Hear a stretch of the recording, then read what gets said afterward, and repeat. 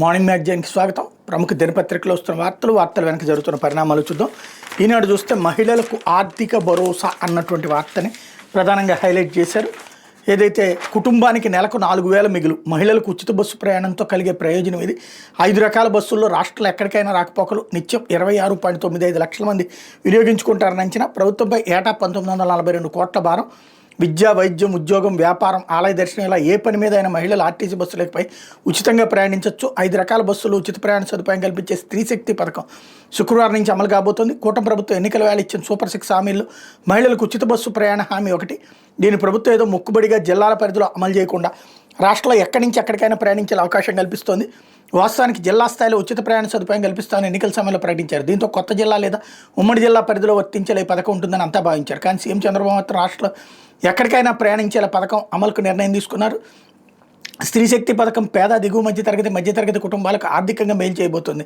నిత్యం ఉద్యోగాలు, ఉపాధి నిమిత్తం బస్సుల్లో రాకపోకలు జరిపే మహిళలకు ఇకపై ఛార్జీల భారం ఉండదు. ఇంటర్మీడియట్ నుంచి ఉన్నత విద్య వరకు చదువుకునే విద్యార్థులు బస్సు పాసులు కొనాల్సిన అవసరం లేకుండానే బస్సుల్లో రాకపోకలు సాగించవచ్చు.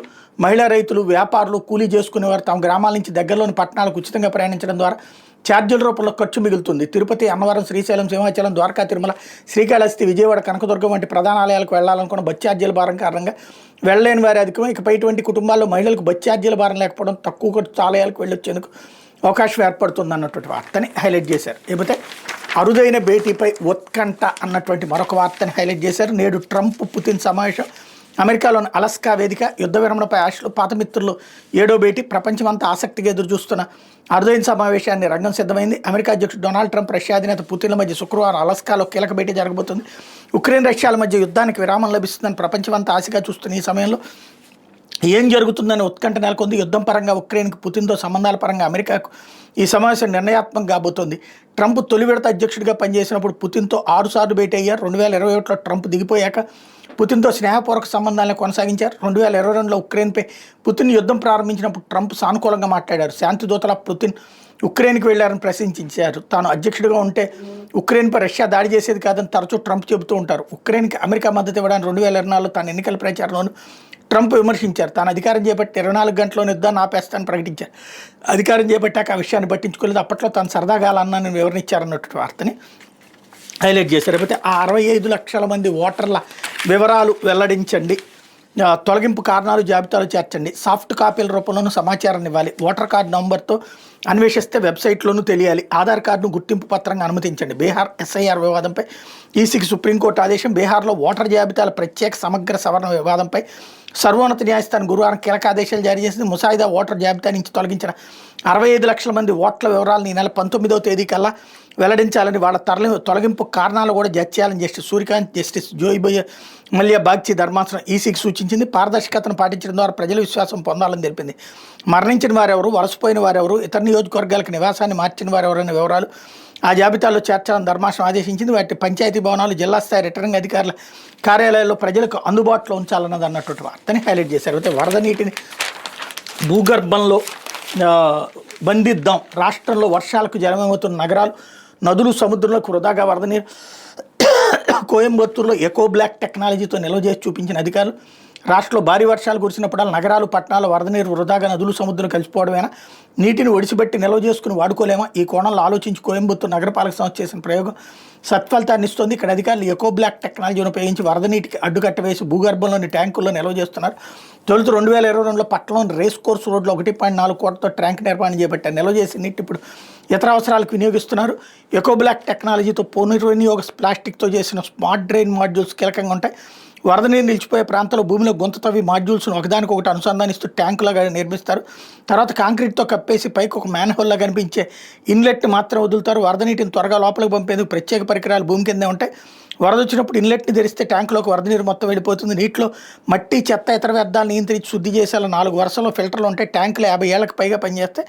అలా వదిలేస్తే ఆ వరద జలాలు భూగర్భంలో ఇంకిపోతాయి. లేదంటే ప్రత్యేక ఏర్పాట్ల ద్వారా నీటిని తీసుకుని తాగునీటికి మినహా మిగిలిన అవసరాలకు వాడుకోవచ్చు. ఈ కట్టడంపై నుంచి వాహనాలు వెళ్ళిన ప్రమాదం ఉండదు. ప్లాస్టిక్తోనే తయారు చేసిన సుమారు 60 టన్నుల బరువుని మాడ్యూల్స్ తట్టుకుంటాయి అన్నటువంటి వార్తని హైలైట్ చేశారు. ఇక్కడ పిచ్చోళ్ళకి కావాల్సింది ఏంటంటే అక్కడ వరద నీళ్ళని భూమిని పీల్చుకున్నా ఒకటే, భూమిలోకి ఇళ్ళు పంపించినా ఒకటే. దాని మూలంగా ఇంకెవడో డబ్బులు తినడానికి తప్పించి ఏమీ లేదు. వరద నీళ్ళని దాచుకోవడం అనేటటువంటి దానికి గొయ్యి దవ్వి దాంట్లో ₹1,00,00,000 పెట్టి చేయాలా ఆ భూమి కిందకి వెళ్ళడేటటువంటి వాటర్కి.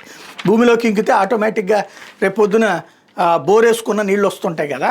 కాకపోతే వాళ్ళు ఏదో దాన్ని చెప్పుకొచ్చారు గొప్పగా, అక్కడ ఏదో డబ్బులు తినడానికి పెట్టుకున్నట్టున్నారు. బేసిక్గా నీళ్ళని చెరువులు తవ్వడము, కాలువలు తవ్వడము అలాగ వాడాలి అంతే. ఇంకొకటి వర్షము వరద వీటిని అడ్డుకోగలము, వాటిని ఏదో చేసేయగలం అనేటటువంటిది పేపర్లలో టీవీల్లో సొల్లి కబుర్లు చెప్పడానికి పనికొస్తాయి. లేకపోతే సాక్షి వచ్చేటప్పటికి కన్నీటి వరద అన్నటువంటి వార్తని హైలైట్ చేసింది. 46 మంది మృతి, 220 మంది గల్లంతు. కాశ్మీర్లోని కిప్తవాడ్లో గంటపాటు క్లౌడ్ బరస్టు.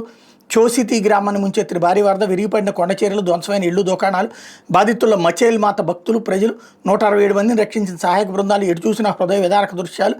బురద రాళ్ల కింద ఛిద్రమైన స్థితిలో మృతదేహాలు. మృతుల సంఖ్యలో పెరిగే అవకాశం ఉందన్న అధికారులు. క్లౌడ్ బరస్టుపై రాష్ట్రపతి ముర్ము, ప్రధాని మోడీ దిగ్భ్రాంతి. సహాయక పునరావాస చర్యలు వేగవంతం చేయాలని మోడీ. జమ్మూ కాశ్మీర్ సీఎం ఒమర్ అబ్దుల్లాతో మాట్లాడిన అమిత్ షా అన్నటువంటి వార్తని హైలైట్ చేశారు. రిగ్గింగ్ ఎన్నికల్లో సిగ్గుపడే గెలుపు అంటూ ప్రతిపక్షానికి చెందిన ఏజెంట్లే లేకుండా జరిగిన ఎన్నికలు ఒక ఎన్నికల. రిగ్గింగ్కు పాల్పడి అనైతికంగా పోలీసుల సాయంతో గెలిచిన టీడీపీ సంబరాలు చేసుకోవడం ఏంటి? సాధారణంగా ఎన్నికల్లో అక్రమాలు జరగకుండా స్వేచ్ఛగా ఓటేసేందుకు పోలీసు వ్యవస్థను వినియోగిస్తారు. తొలిసారిగా ప్రజలు ఓట్లు వేయకుండా ఉండేందుకు పోలీసులను వాడిన దుర్మార్గమైన చరిత్ర బాబుదే. అధికార టీడీపీ అరాచకాలను ఎండగడుతున్న ప్రజాస్వామికవాదులు, రాజకీయ విశ్లేషకులు. పులివెందుల, ఒంటిమిట్ట జెడ్పీటీసీ ఉప ఎన్నికల అడ్డదారిలో టీడీపీ విజయం. కళ్ళు మూసుకుని కూర్చున్న ఎన్నికల కమిషన్ అన్నట్టు వార్తను హైలైట్ చేశారు. ఇంకో పక్కన వైఎస్ఆర్సీపీకి 623 ఓట్లు వచ్చాయంటే టీడీపీ వాళ్ళే నమ్మడం లేదంటే ప్రముఖ రాజకీయ విశ్లేషకులు మాజీ ఎమ్మెల్సీ నాగేశ్వర్ స్టేట్మెంట్ని ఇక్కడ హైలైట్ చేశారు. లేకపోతే పరీక్ష తప్పింది అన్నటువంటి మరొక వార్తని హైలైట్ చేశారు. SCERT చర్యలతో గాడి తప్పిన పరీక్షా విధానం. ఏ మేధావులు తయారు చేశారు ఈ 1వ తరగతి పరీక్ష పేపర్లు? పారాగ్రాఫ్ విని ఇంగ్లీష్లో ఆన్సర్ చేయాలంట, వర్డ్స్ రాయాలంట, పదాలు తయారు చేయాలంట. ఉపాధ్యాయులు విద్యార్థులు ఇబ్బంది పెట్టడానికి తప్ప ఈ పరీక్షతో ఏం ఉపయోగం? పాఠశాలలో ప్రయోగశాల ఉండాలి తప్ప పాఠశాలను ప్రయోగశాలగా మార్చడం పద్ధతి కాదు. FA1 1వ తరగతి ఇంగ్లీష్ పేపర్ తీర్పే ఉపాధ్యాయుల అభిప్రాయం ఇది. 4, 5వ తరగతి పరిసరాల విజ్ఞానం 8 పేజీల ప్రశ్నాపత్రంలో ప్రశ్నలు నాట్ కండిషన్లతో అడిగారు. DSC పరీక్షకి తయారు చేసిన ప్రశ్నలు మిగిలిన వాటిని ఏమైనా ఈ పేపర్లు ఇచ్చారన్నట్టుగా ఉన్నాయి ప్రశ్నలు. విద్యార్థి సామర్థ్యాన్ని ఎట్టి పరిస్థితుల్లోనూ సరిగ్గా అంచనా వేయలేవు. మంగళవారం జరిగిన ఈ పరీక్షపై కొందరు సీనియర్ ఉపాధ్యాయుల అభిప్రాయం ఇది అన్నటువంటి వార్తని హైలైట్ చేశారు. లేకపోతే ఆంధ్రజ్యోతి వచ్చేటప్పటికి అడ్వర్టైజ్మెంట్ సూపర్ 6 సూపర్ హిట్ అన్నటువంటిది.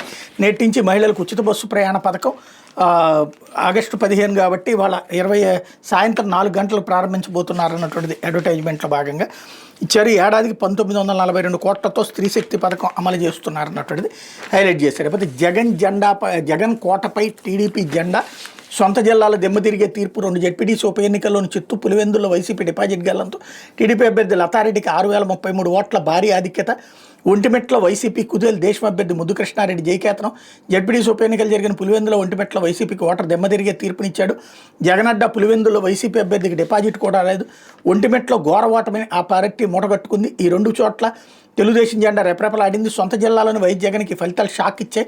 గురువారం జరిగిన బ్యాలెట్ ఓట్ల లెక్కింపులో తొలి నుంచి టీడీపీ దూసుకెళ్లింది. ప్రతి రౌండ్లో దూకుడు ప్రదర్శించింది. ఎమ్మెల్యే జగన్ సొంత నియోజకవర్గాన్ని పులివెందుల్లో వైసీపీని చిత్తు చేసింది. వైసీపీ అభ్యర్థి తుమ్మల హేమంత్ రెడ్డిపై టీడీపీ అభ్యర్థి మారెడ్డి లతారెడ్డి 6,033 ఓట్ల మెజార్టీతో గెలిచారు. జెడ్పీటీసీ పరిధిలో మొత్తం 10,601 ఓట్లుంటే 7,794 ఓట్లు పోలయ్యాయి. అందులో లతారెడ్డికి 6,716 ఓట్లు పోలయ్యాయి అన్నటువంటి వార్తని హైలైట్ చేశారు. లేకపోతే కూలిన జగన్ సామ్రాజ్యం అంటూ 30 ఏళ్లుగా వైఎస్ ఫ్యామిలీ అడ్డా. నిన్నటిదాకా పులివెందులు వన్ సైడే. జెడ్పీటీసీ ఉప ఎన్నికలతో సీన్ రివర్ స్కూల్ గెలిచేస్తాం అనుకున్న స్థానం.